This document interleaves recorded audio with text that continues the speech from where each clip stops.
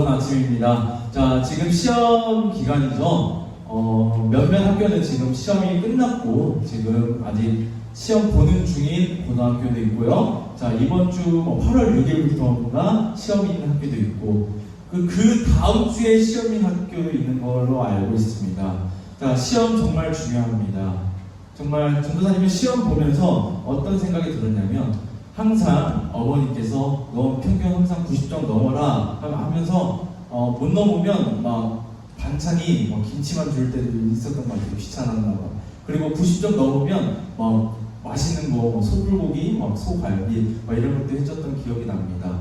근데 그것을 전도사님이 생각하면서 어떤 생각을 했냐면요. 만약에 천국 가는 것도 과연 진짜 만약에 시험처럼 내 신앙생활이 90점이 넘으면 들어가는 거라고 하면 내가 과연 정말로 예배 드릴 때 졸거나 그리고 내가 찬양 부를 때 그냥 부르지 않고 그냥 멀뚱멀뚱 쳐다보고 있을까 이런 생각도 해봤습니다. 만약에 평균 90점을 넘어야 천국에 만약에 간다면 아마 그럴 수 없을 거예요. 하지만 우리가 예수님만 믿으면 천국 갈 수 있는 거기 때문에 우리가 참 감사한 일이고 은혜로운 일인 것 같습니다. 시험 정말 중요합니다. 전도사님이 좀 우리 여러분들한테 축복의 말씀 하고 싶어요. 찍어도 맞을지어다. 자, 주관식도 찍어도 맞을지어다. 자, 우리 시험 잘 보고 파이팅해서 그리고 힘들 때마다 기도하는 우리 모든거가 됐으면 좋겠습니다. 자, 저번 주는 전도사님이 생일이었습니다. 수요일날 생일이었는데요. 전도사님 선물도 많이 받았고 아주 기쁜 날이었어요. 원래 전도사님이 어렸을 때부터 생일 파티도 하지도 않았고 가족끼리 외식도 그렇게까지 하지 않았고 미역국 끓여준 거 어머니께서 아버지께서 끓여준 거 기억이 안 날 정도로 전도사님 집안은 생일을 챙기잖아요. 전도사님이 생일이면 전도사님 어머니하고 부모님에게 무언가를 해줘야 되는 그런 날로 전도사님 항상 머리에 그렇게 생각하고 그렇게 박혀 있습니다. 수요일 날이었습니다. 전도사님이 목양실에서 담임 목사님과 우리 전 교역자들이 생일 축하하면서 치즈케이크를 딱 놓고 초 켜놓고 생일 축하합니다. 이렇게 많은 축복과 사랑을 많이 받았어요. 예배 끝나고 전도사님 케이크를 가지고 집에 들어갔겠죠. 생일이니까.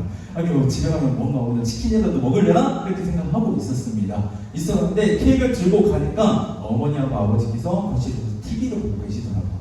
근데 케이크를 들고 가니까 어머니 아버지께서 무엇라고 말씀하셨을까요?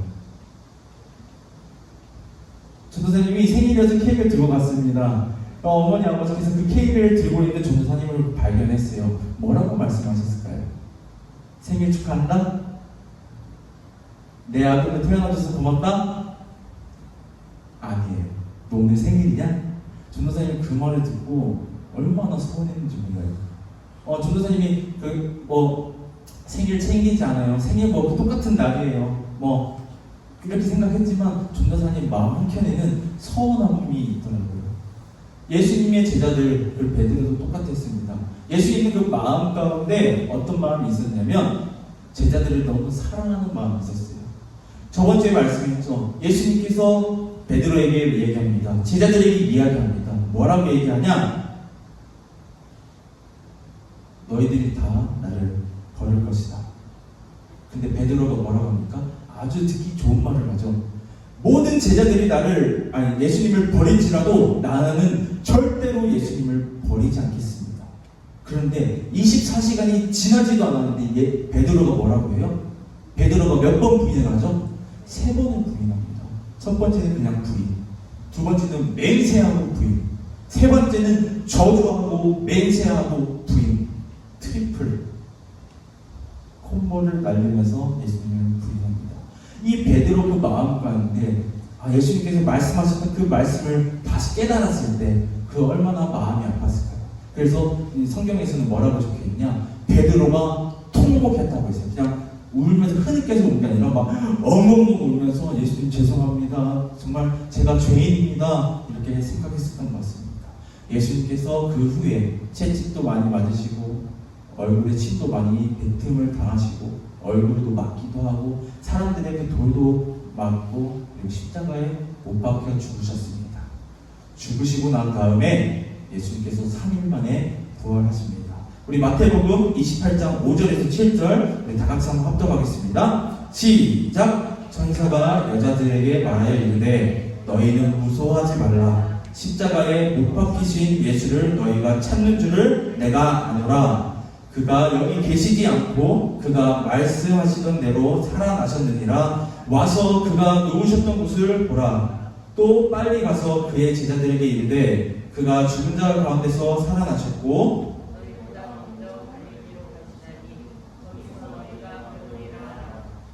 보라 내가 너희에게 일렀느니라 하거늘. 아멘. 예수님의 그 제자들 중에서 여 제자들도 있었어요. 예수님을 따르던 제자들이 12명만 있는 게 아니라 500여 제자들, 형제들 이렇게 많이 말하는데 많은 무리들이 따라다녔습니다. 예수님의 그 말씀을 듣기 위해서, 그리고 구원의 그 말씀을 듣기 위해서 이렇게 예수님을 많이 따르던 제자들 중에 여 제자들이 예수님의 무덤에 다시 찾아갑니다. 근데 어떻게 됩니까? 천사가 나타나서 엄청나게 그 큰 돌을 굴려서 그 돌 위에 앉아서 걸터 앉아서 얘기합니다. 예수가 부활했다. 그가 말씀하신 대로 부활했다. 근데 아까 28장 7절 말씀하니까 예수님께서 어디로 오셨다고 했어요? 갈릴리로 갔어요. 갈릴리. 디베랴 호수라고 하는데 어마어마하게 큰 호수예요. 진짜로 우리가 보면 우리가 알고 있는 그 호수의 크기가 아니라 정말 바다라고 불릴 정도로 어마어마하게 큰 호수, 거기로 가셨다라고 이야기합니다. 자, 우리 다 같이 마태복음 26장 31절, 32절 우리 다 같이 한번 합독하겠습니다. 시작! 그때에 예수께서 제자들에게 이르시되 오늘 밤에 너희가 다 나를 버리리라. 기록된 바 내가 목자를 치리니 양의 떼가 흩어지리라 하셨느니라. 그러나 내가 살아난 후에 너희보다 먼저 갈릴리로 가리라. 아멘. 이 말을 들은 제자들, 이 여제자들이 많은 제자들에게 이야기했죠. 갈릴리로 가셨다, 먼저 가셨다, 우리보다 먼저 가셨다 라고 이렇게 이야기합니다. 이 베드로가 그리고 12제자들이 들었을 때 무엇을 먼저 생각했을까요? 겟세마네 동산에서 기도하기 전에 예수님께서 이 제자들에게 먼저 말합니다. 너희들이 다 나를 버릴 것이다. 그리고 갈릴리에서 다시 만날 거다. 예수님께서 부활하시고 나서 갈릴리로 가십니다. 여러분, 전도사님이 갈릴리가 어떤 호수라고 했죠? 바다와 같이 정말로 넓은 호수예요. 예수님께서 갈릴리로 약속을 잡는데 우리 어디서 만나? 친구하고 서울에서 만나기로 했습니다. 그러면 우리가 어떻게 하죠? 정확한 주소나 정확한 건물이나 정확하게 뭔가 특정 건물, 특정 지역을 지목해서 말하죠. 근데 이건 뭐냐면 서울에서 만나자. 이거하고 똑같은 거예요. 이 갈릴리 바다가 정말로 넓은데 어딘 줄 알고 이 제자들이 갑니까? 근데 이 제자들이 기가 막히게 예수님께서 가신 곳으로 기가 막히게 갑니다. 그곳이 어디냐면 바로 예수님을 처음 만난 곳이에요. 자기 고향이에요. 예수님을 처음 만난 곳에 이 제자들이 갑니다. 예수님께서 갈릴리에서 보자, 갈릴리에서 너희를 만날 것이다 라고 하는데 이 제자들이 갈릴리 하면 내가 예수님을 처음 만났던 곳, 이거에 박혀 있었던 것 같아요. 거기서 예수님을 다시 만날 수 있을까? 예수님을 처음 만났던 그 곳에서 그 설렘을 가지고 내가 다시 예수님을 만날 수 있을까? 생각하면서 그 갈릴리 바다로 갑니다. 그리고 나서 오늘 본문 말씀이 요한복음 21장이 시작됩니다. 우리 요한복음 21장 3절 말씀 우리 다 같이 한번 합독하겠습니다. 시작! 그들이 우리도 함께 가겠다 하고 나가서 배에 올랐으나 그날 밤에 아무것도 잡지 못하였더니. 아멘. 시몬 베드로가 뭘 잡으러 갔어요? 물고기를 잡으러 갔어요. 뭘 타고요? 배를 타고요. 남의 배 타고 갔을까요? 아니에요. 자기 배. 자기가 원래 가지고 있었던 그 배를 타고 물고기를 잡으러 가는 거예요. 이 물고기를 잡으러 갔는데 어떻게 해요? 만선이에요? 엄청나게 물고기를 많이 잡아서 배 터지게 먹을 정도로 많이 잡았나요? 정말 떼돈 벌 정도로 많이 잡았나요? 이 성경 말씀은 뭐라고 말하고 있죠? 단 한 마리도 잡지 못했다. 정말 그 송사리 한 마리도 잡지 못하는 그런 모습을 우리가 볼 수 있습니다. 우리 요한복음 21장 4절 6절 말씀 저 한 절, 여러분 한 절만 교독하겠습니다. 날이 새어갈 때 예수께서 바닷가에 서셨으나 제자들이 예수이신 줄 알지 못하는지라.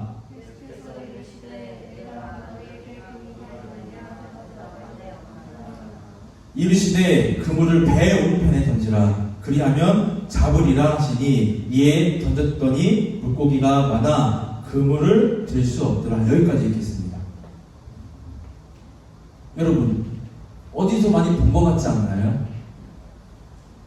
이 베드로가 갈릴리 바다에서 자기 배를 가지고 전직 어부인 베드로가 물고기 잡는 것이 자기 직업인 베드로가 그 갈릴리 바다에 나갔을 때 물고기 한 마리도 잡지 못했다는 정말로 황당하고 어처구니 없는 상황이 한 번 더 있었습니다. 정말 쪽팔린 그런 상황이 한 번 더 있었어요. 물고기 한 마리도 못 잡았습니다. 정말 힘없게 돌아왔겠죠, 베드로는. 이게 언제예요? 그 한 번 있었던 때가 언제예요? 바로 예수님을 처음 만났을 때 아니에요? 예수님을 처음 만났을 때도 베드로는요, 배를 타고 갈릴리 바다에 나가서 물고기를 잡으러 갔지만 단 한 마리도 잡지 못했다고 했어요. 그때서 예수님께서 뭐라고 합니까? 깊은 곳에 가서 그물을 던져라. 이 베드로가 어떻게 합니까? 여러분 같으면 어떻게 할 거예요? 내가 어부예요. 내가 물고기가 어디에 잘 잡히고 어디에 내려야 물고기를 잘 잡는지 누구보다도 잘 아는 거예요. 온도에 따라서, 물 온도에 따라서, 습기에 따라서, 아니면 기압에 따라서, 구름에 따라서 이 물고기가 얼마나 잘 피고 얼마나 잘 안 잡히는지 누구보다도 더 잘 아는 거예요. 못해도 예수 그리스도보다 훨씬 더 잘 아는 게 베드로였단 말이에요. 근데 예수님께서 뭐라고 해요? 깊은 곳에 가서 그물을 던져라. 여러분, 여기서 말하는 그물, 여러분 혹시 토막 쳐봤어요? 노타리 같은 걸 쳐봤어요, 그물? 지금은 불법이지만 예전 전도사님들 어렸을 때는 그게 합법이었어요. 해도 됐었어요. 자, 아버지하고 투망을 치러 갑니다. 그물을 걸러 가요. 그리고 노타리라고 해가지고 길게 쭉 이렇게 있는 게 있어요. 그걸 치러 가요. 치러 가는데 조건이 있어요. 절대 깊은 곳에 던지지 않는다는 거예요. 절대 깊은 곳에다가 그물을 치지 않는다는 거예요. 왜 그래요? 한 번만 더 생각해 봤으면 좋겠어요. 투막을 이렇게 슉 던지면 거미줄처럼 샥 나가는 거 있죠. 그거를 깊은 곳에 딱 던진다고 생각해요. 여러분이 물고기라고 한번 생각해 보세요. 그럼 어디로 도망갈 것 같아요? 이게 투막이 천천히 내려가요. 어디로 도망가겠어요? 밑으로 다 도망간단 말이에요. 그물이 위에 쫙 쳐져 있으면 어디로 도망가겠어요? 밑으로 해서 이렇게 도망간단 말이에요. 절대로 잡을 수 없는 그 상황 가운데서 베드로가 예수님의 말씀을 순종 안 했다면 어떻게 됐어요? 그물이 찢어질 정도로 많은 물고기를 잡았다라고 성경이 기록하고 있습니다. 예수님께서 다시 부활하신 후에 이 갈릴리 바다, 베드로와 많은 제자들을 처음 만났던 그 장소로 가서 다시 한번 그물을 내리라고 합니다. 이 베드로와 많은 제자들의 직업이 뭐였다고요? 어부였어요. 아주 물고기 잡는 데는 능통한 사람들이었어요. 저녁에 물고기를 활동을 하니까 그때 딱 저녁에 나가서 달빛을 받으면서 물고기 잡으려고 그물을 쳐요. 한 마리도 못 잡았어요. 얼마나 고됐겠어요. 오랜만에 약 3년 만에 했던 그 물고기 잡이기 때문에 그 무거운 그물을 계속 던지고 당기고 했을 때 얼마나 육체적으로 힘들었겠어요. 저녁이 지나고 이제 동이 틀려갑니다. 물안개가 잘 갔겠죠. 막 해가 뜨려고 해요. 안개가 좌우할 때 예수님께서 나옵니다. 물고기가 있느냐? 한 마리도 못 잡았습니다. 이 제자들이 예수님인 줄 몰랐어요. 이 예수님께서 말씀하십니다. 그물을 오른편에다가 던져라. 이 베드로고 이 제자들 처음에는 예수인 줄 몰랐어요. 예수님인지 모르고 그냥 있다가 그물을 오른편에 던져라 했을 때 여러분 같았으면 3년 만에 물고기 잡이를 했어요. 힘들어 죽겠어요. 저녁 밤샘 작업을 했어요. 밤샘 작업을 했는데 이제 들어가서 좀 쉬어야 되겠다. 뭐라도 좀 먹어야 되겠다 이렇게 하고 있었어요. 근데 어떤 사람이 와가지고 그물을 오른편에다 던져라 하니까 이 제자들의 생각에는 뭐가 감췄을까요? 전도사님 같았으면 지금까지 일하고 왔는데 오른편이든 왼편이든 뭔 상관이냐. 난 지금 피곤해 죽겠다. 네가 나보다 더 잘 알아? 이렇게 생각했을 거예요. 하지만 이 제자들은 어떻게 합니까? 또 던져요. 자기가 어부임에도 불구하고. 우리 누가복음 5장 4절에서 6절 우리 다 같이 한번 읽어봤으면 좋겠습니다. 우리 다 같이 한번 합독하겠습니다. 시작! 말씀을 마치시고 시몬에게 이르되 깊은 데로 가서 그물을 내려 고기를 잡으라. 시몬이 대답하여 이르되 선생님 우리들이 밤이 새도록 수고하였으되 잡은 것이 없지만은 말씀에 의지하여 내가 그물을 내리리이다 하고 그렇게 하니 고기를 잡은 것이 심히 많아 그물이 찢어지는지라. 아멘. 예수님 처음 만났을 때예요. 뭘 의지했다라고 했어요? 선생님의 말씀에 의지해서 내가 순종하겠습니다. 이 순종을 했더니 어떻게 했어요? 예수님 말씀에 순종을 했더니 물고기 잡는데 그 그물이 찢어지는지라. 정말로 그물 튼튼한데 그 그물이 찢어질 만큼 이 물고기를 잡았다는 거예요. 우리 오늘 본문 말씀 한번 보길 소망하는데 여러분 이 제자들이 살짝 눈치를 챕니다. 이거 옛날에 어디 있었던 일인데? 데자뷰처럼 예전에 이런 일이 있었는데 데자뷰처럼 이렇게 머리를 스칩니다. 기억이 다시 되살아나고 있어요. 우리 요한복음 21장 7절 말씀 우리 다 같이 큰 목소리로 합독하겠습니다. 시작! 예수께서 사랑하시는 그 제자가 베드로에게 이르되 주님이시라 하니 시몬 베드로가 벗고 있다가 주님이라 하는 말을 듣고 겉옷을 두른 후에 바다로 뛰어내리더라. 아멘. 이 요한이 말합니다. 요한이 제일 먼저 알았어요. 요한도 예수님을 처음 만났을 때 알고 있었습니다. 이 베드로한테 말해요. 주님이시라. 예수님입니다. 여러분, 이 베드로의 마음은 어땠을까요? 이 베드로의 심정은 어땠을까요? 자신있게 와서 반갑게 예수님 사랑합니다. 보고 싶었어요. 끌어안았을까요? 오늘 말씀 한번 보세요. 베드로가 벗고 있다가 주님이라는 말을 듣고 겉옷을 두른 후에 바다로 뛰어내리더라.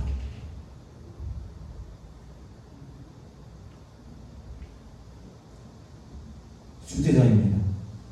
예수님께서 정말로 사랑하셔서 다른 제자들을 안 데려가는 그곳에 이 베드로라는 사람은 다 데리고 갈 정도로 수제자였어요. 지금 2000년이 지난 지금도 베드로라고 하면 수제자, 예수님 정말 잘 따랐던 사람, 믿음의 사람, 이렇게 말하던 사람이에요. 이 베드로가 일주일도 되기 전에 예수님 세 번 부인했어요. 일주일도 되기 전에 모든 제자들이 예수님을 다 버려도 나는 예수님을 버리지 않겠다라고 고백했습니다. 정말로 듣기 좋은 말이에요. 예수님께서 말씀하십니다. 너희가 나를 다 버리겠다. 다 버리리라. 근데 이 베드로는요, 정말 듣기 좋은 이야기를 합니다. 주님, 모든 제자들이 다 버려도 나는 예수님을 버리지 않겠습니다.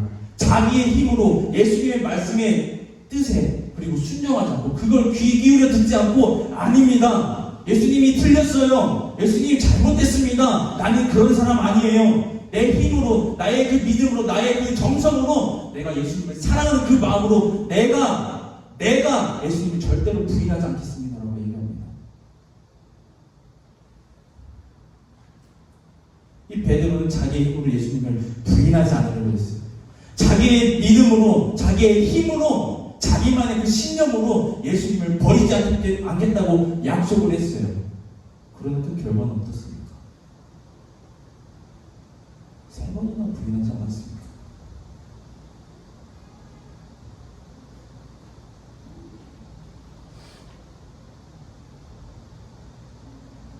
이 베드로는 예수님이라 주님이시라 했을 때 벗고 있던 옷을 다시 취수를 입고 바다로 뛰어내립니다. 왜요? 예수님을 볼 자신이 없거든요. 예수님을 만나서 끌어안고 울고 예수님 보고 싶었습니다. 예수님 정말로 하나님의 아들이십니다. 정말로 오늘은 기쁜 날입니다. 이렇게 말할 자신이 없었던 거예요. 왜? 자기가 여태까지 자기의 힘으로 자기가 노력해가지고 자기가 뭔가를 해보려고 했기 때문에. 근데 이게 뭐 성공했으면 좋았겠죠. 근데 뭐예요? 싸그리 다 실패했다는 거예요. 자기가 죽을 수 있다는 그 마음을 가지기 때문에 이 모든 것이 다 수포로 돌아가고 다 실패로 갔던 말인 거죠. 이 예수님의 제자들이 다시 한번 예수님의 말씀에 순종합니다. 바로 여기서 나오는 물고기 말수가 몇 번이냐면요, 153마리예요. 모나미 펜 보면 153 적혀있죠? 많이 들어봤을 거예요. 이 모나미 펜 만든 그 회장이 왜 모나미 펜에 153이라고 적어놨냐면요, 이 베드로와 제자들이 예수님께서 말씀하셨던 배 오른편에다가 그물을 던져라 했을 때 그 말씀에 순종했을 때 성공을 한다. 이게 뭔데요? 이 153이라는 것은 우리 기업이 예수님의 말씀, 하나님의 말씀을 순종했을 때 내가 성공하겠다라고 이런 뜻이 있습니다.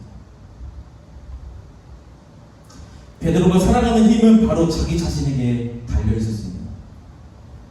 전직 어부인 베드로가 갈릴리 호수에서 많은 물고기를 잡지도 못했고 힘들어할 때 예수님께서 다시 한번 베드로를 찾아오십니다.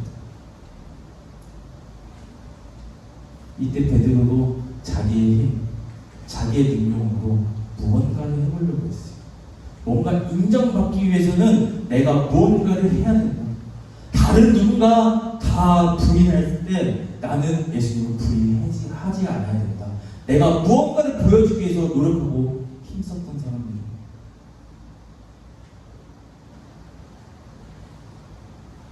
오늘 설교 제목이 힘의 이동인데요. 저도 사실 조사를 해봤어요. 어디 잘 보니까 아주 좋은 말이 있더라고요. 소리는 목에서 나오지만 가창력 있게 하려면 목에서 힘을 빼야 한다. 야구공은 팔로 던지지만 제구력 있게 던지려면 팔에 힘을 빼야 한다. 이게 무슨 뜻일까요? 고민을 하는 그 가운데 옆에 딱 돌려보니까 답이 나오는데요. 여기서 힘을 뺀다는 것은요, 아예 힘을 없애라는 게 아니라 노래를 잘하려면 목에 있는 힘을 이동을 시켜야 돼요. 어디로 이동시켜야 될까요? 바로 배로 이동시켜야 됩니다.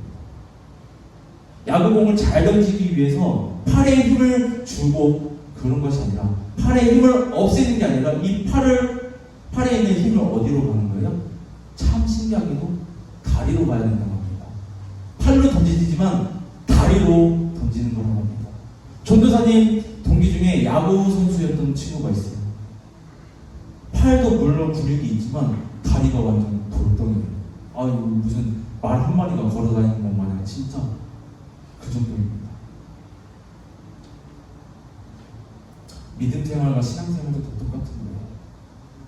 지금 여러분은 신앙생활을 잘하기 위해서 노력하고 있습니까? 힘쓰고 있어요? 내가 피곤하고 정말 힘들지만 내가 노력하고 있습니까? 아주 좋은 거예요.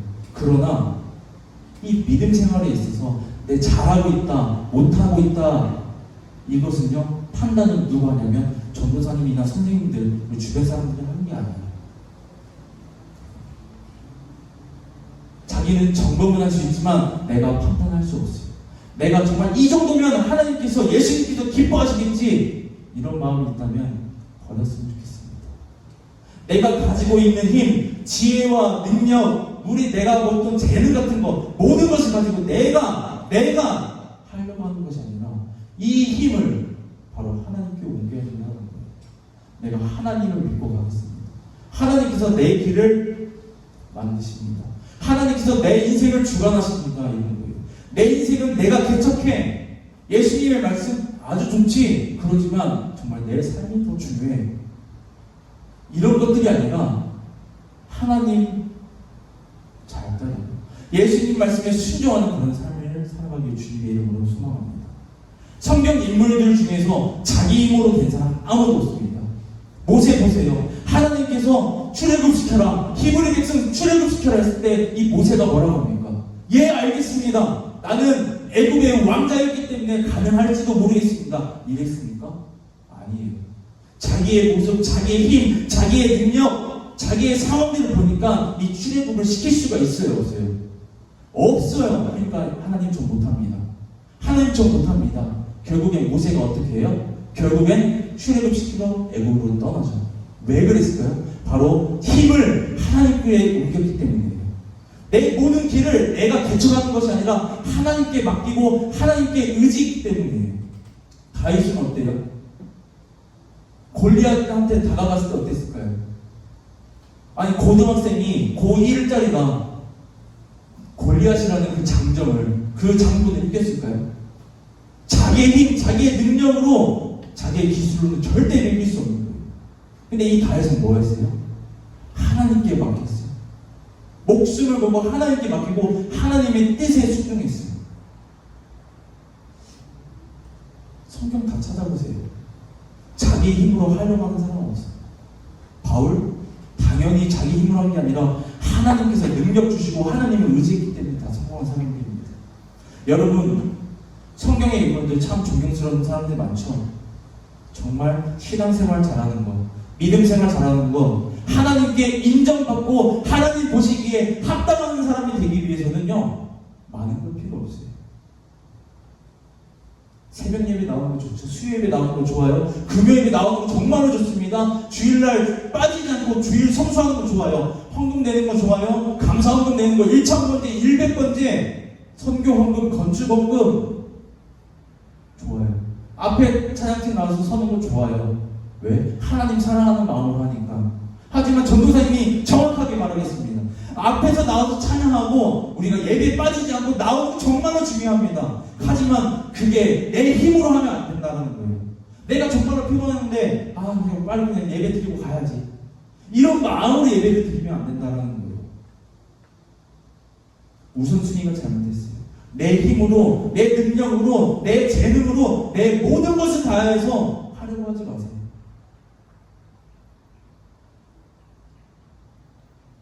내가 하려고 하는 게 아니라 하나님이 하시는 겁니다.